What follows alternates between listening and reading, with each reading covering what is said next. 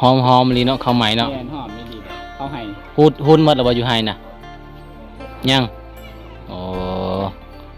เพื่อนเจ้านี่เขาเวลาเจ้านอนนี่พลอยแม่นอนเขาเจ้าเอาผ้าห่มหรือเปล่าแล้วก็มาปิดประตูนะ โอ้อันนี้คือประตู ประตูเบิ่ง ประตูคือเอาผ้าห่ม ไม่เห็นนะทุกคนนี่เบิ่ง ปิดไว้ บานประตู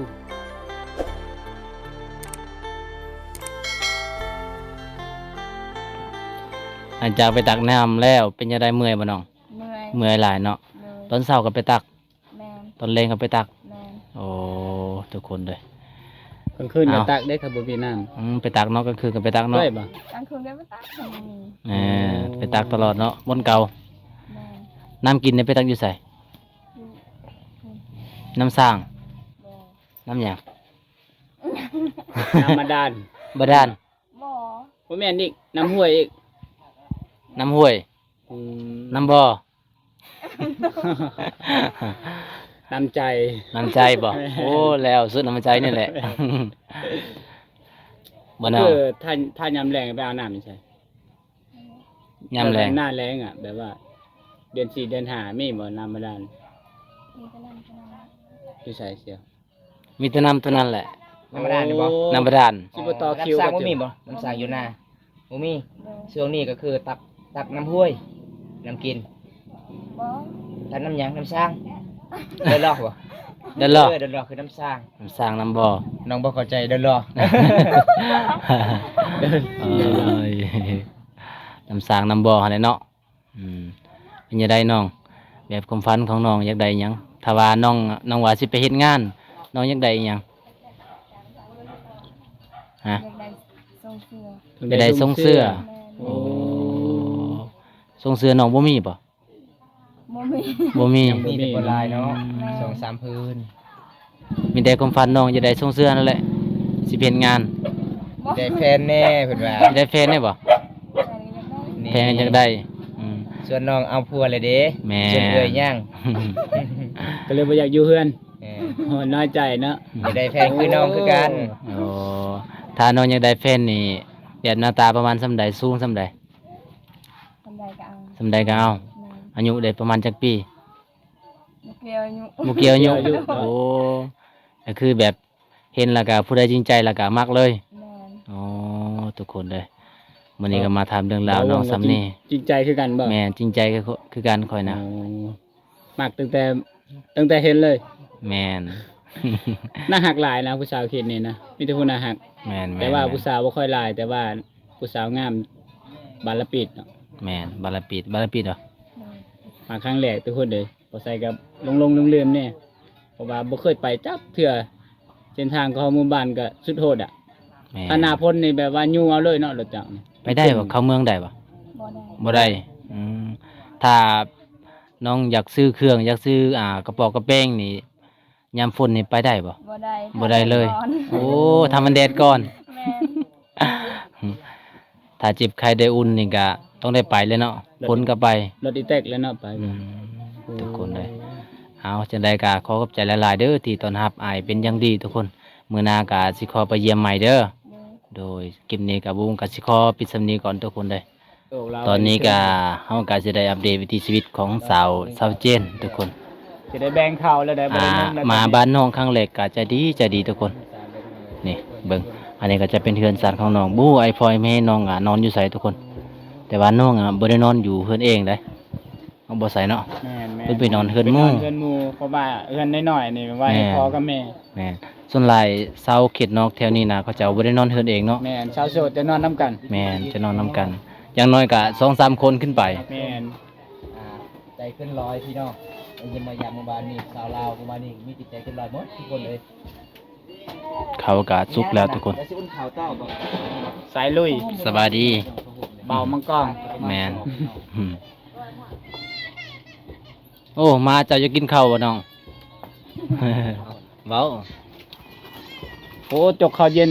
บ่ติบเจ้าหลายเนาะเจ้าคนกินนี่ 11คนบ่ข้าวให้บ่ เลย อ๋อข้าวใหม่บ่น้อง แมน ตอนแรงๆปัดลายเลยเนาะเจะนึ่งเขาวเนาะ ข้าวใหม่ ข้าวใหม่ คนเลยทุกคนเลย เขาวไหม้แต่ว่าคนก็ไหม้คือกันมื้อนี้ แม่นคนมาก็ไม่ แม่น ไม่ลีร้อน แฮมหมดแล้วตอนนี้ บ่เป็นหยังอดได้ แม่นเอาบ่มักก็อด อันนี้คือกันนั่นแหละ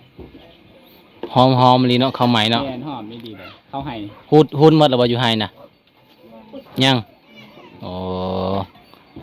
ถ้ามื้อใดว่างๆแม่นเสร็จบอกสหายเด้อสิไปฮูดสวย มื้ออื่นมาได้บ่ มื้อนี้มาได้บ่ ได้ ได้ เนาะโอ้ ให้ไป 100% กันค่อยบ่เมื่อจะให้คนนอนใช้มื้อนี้ นอนเพียงแค่ เออนั่นเจ้า ข่อยไปอยากนอนเฮือนได้ข่อยอยากนอน ใช่ แถวหน้าข่อยมักนะข่อยมักชมธรรมศาสตร์ โอ้ อ๋อ เที่ยงให้บ่ มีเท่งนาบ่ บ่ดึดเนาะ มีแต่เที่ยงนาเว้ยเขาบ่ได้เห็นนาย มีแต่เที่ยงให้ได้ก็บ่ได้เห็นหน้าเลย มีคือกันหนาเนาะ บ่มีบ่มีโอ้ ส่วนหลายก็เจ้าเฮ็ดให้บ่น้องแถวนี้บ่ โดย เฮ็ดให้ อ๋อคำว่าโดยนี่ม่วนหลายเลยทุกคน แม่น อืม แต่เศร้าแบบเศร้าเตเขตอะนะเขตหมู่บ้านบ้านอาล่องกะเขาเจะบ่สู้เว้าปานใดเนาะโดยเนาะ แม่ บ่ ส่วนหลายผู้สาวแค่นั้นเขาเจ้าบ่ได้เรียนหนังสือดี เขาเจ้าว่าหมู่บ้านนี่แบบเขาเจ้าก็เคยเรียนหนังสือเขาเจ้าก็รู้จักแน่ภาษาลาว แล้วจบป .4 ป .4 บ่ โดย จบป .4 ตะกี้พอมา7เดี๋ยวนี้ได้ แม่นเก่ง อี นะ หลี บ่แม่นจบป .4 จบปใจ อืม ตามนั่นแหละ เวลาฮ้อนต้องฟัดเนาะ นี่วิธี ถ้าบ่ได้ฟัดมันก็ติดเลยมือฮะ เอาว่าเขาสิพัดสวยนี่ บ่เบิ่ง เพราะว่าเฮือนน้องบ่มีพัดลมเนาะ ใครพาก็บ่ได้เข้า สายอยู่ไฟฟ้า ไฟ ใค ฟ้า รอยู่บ่ มีนะ อ๋อ โอ้มีอยู่ มีพัดลม โอ้ กว้างที่สุดเลยทุกคนเลยระยะการเดินทาง เกือบบ่ได้พอน้องเด้สุดท้ายเขาเจ้าไปนำพาในบ้านไปนำ จุดท้ายที่พ่ออยู่ในโรงเรียนพี่น้องหมู่บ้านน้องบ่มีสัญญาณโทรศัพท์น้องๆก็ไปเล่นโทรศัพท์มีที่จุดเดียวในหมู่บ้านพี่น้องมีสัญญาณโทรศัพท์ หมู่บ้านนี่จักหลังคาเฮือนบ้านเจ้า 150 150 ฮอด100เฉย โอ้โต แสดงว่าตาเว้าบ่ถึก96เนาะ กาอยู่150หลังคาผู้ โดย ปาดแสดงว่าใหญ่ เบิ่งคือว่าน้อยเดียวเนาะ บ่มันมีบ้านเนื้อบ้านไตแม่นล่ะวะ แม่น พี่น้องเพื่อนเจ้านี่เขาเวลาเจ้านอนนี่พลอยแม่นอนเขาเจ้าเอาผ้าห่มหรือเปล่าแล้วก็มาเก็บประตูนะ โดย โอ้อันนี้คือประตู ประตูเบิ่งกันนะ ประ ทุ ตู กคน คือเอาผ้าห่ม แม่นนะทุกคนนี่เบิ่งนี่ ปิดไว้ บานประตู คันว่าเฮ็ดแบบประตูก็ต้องเฮ็ดแบบสี่เนาะแม่นบ่ก็คือไม่ เอาผ้ากระแตะ มันพากะเตะเฮ็ดประตูทุกคน อันนี้คือสิแบบเฮ็ดบ่ทันนะทุกคนก็เอาผ้าห่มเลย เอาผ้าห่ม โอ้ทุกคนเบิ่งชาวบ้านเขาจะเอาไปตักน้ำเลยบรรยากาศยามแรงๆน้ำบาดาลจุดเดียวเนาะ ตอนนี้หน้าที่เจ้าแล้วล่ะบ่มีหยังแหน่ยังบ่ได้เฮ็ด เปิดแล้วมีไปอาบน้ำ มี มีแต่ แต่อาบ จุด น้ำ ถามน้ อ๋อใกล้อยู่บ่น้องไปอาบน้ำยามแรง ำไกลบ่ ประมาณจักหลักเนาะประมาณหลัก บ่ฮอด บ่ฮู้ ประมาณจักเม็ดแต่บ้านหอดน้ น้ำยังน้ำห้วยบ่ โดย น้ำห้วยหยัง ห้วยสมวน ำห้วยสมุย ห้วยสมุย ห้วยสมวน สมวน โอ้ยห้วยสมุยตัวใหญ่ๆมันบ่ แม่น โอ้ทางเมื่อพุ่นบ่ ทางเมื่อโอ้ มีปลาหลายบ่ บ่ บ่มีปลา บ่มีป่า อ้า มีแต่ห้วย น้ำได้บ่อยากอาบคือ ได้ กัน ไม่ฮอนแล้วตัวนี้ห้าม ฮอนแล้วบ่ เนาะ โดดโลดจังไดเด้อ ไปได้บ่อาบน้ำกันได้บ่อยู่พี่ผู้หญิงกับผู้ชายอาบน้ำกันได้บ่ ได้ โอ้ บ่เป็นหยังเนาะ โดย เพียงแต่อายมีใจ ไปบ่พาเราไปเลาะบ่ รอใช่ น้ำนะ ไป น้ำใจ ไปเลาะอยู่น้ำเด้ไปเบิ่งน้ำครับ แล้วไปสิไปอาบเลย ก็พาเราไปอาบ ไปตอนนี้บ่หรือว่าให้มันเย็นก่อน ให้มันเย็นก่อน ตอนนี้ยังหอนเนาะ พักใจกันแล้วล่ะช่วงนี้กำลัง ตอนนี้ก็คือหอนเลยดีทุกคน คือจะ แต่ว่าบรรยากาศยังแรงๆนี่ก็มันเย็นมันเริ่มสิเย็นแล้ว ตอนนี้เจ้ายังมีอายบ่ เอาเมียหมดเลย เอาหมดแล้วเดือดติดเจ้า เพราะว่าอายก็ลงแล้วแต่นี่นะ ลงเลยแต่เบือน ยังอยู่นำกัน โดย โอ้พี่น้องเอ้ย จะคน อายจักคน จะคนก่อน 2 คน สองคนเอาเมียหมด สคนผู้หนึ่งไปอยู่ลำพูน โอ้ อันนี้เหลือเจ้าคนเดียว โดย ก็เลยจะได้คือกันแหล้วเนาะ โดย ผู้หญิงจะ เอาเมีย จะคน เลยก็เอาผัว ผู้หญิงจะคนบ่เนาะ ผู้หญิง4 คน สี่คน สี่ผู้ชาย อ๋อ สาม สายสาม ทั้งหมดเท่าไหร่เจ็ด เจ็ด แปดเก้าทั้งพ่อแม่ โดย โอ้อันนั้นเอื้อยบ่ตามข่าวนะ โดย อืม สองคนเลย โดย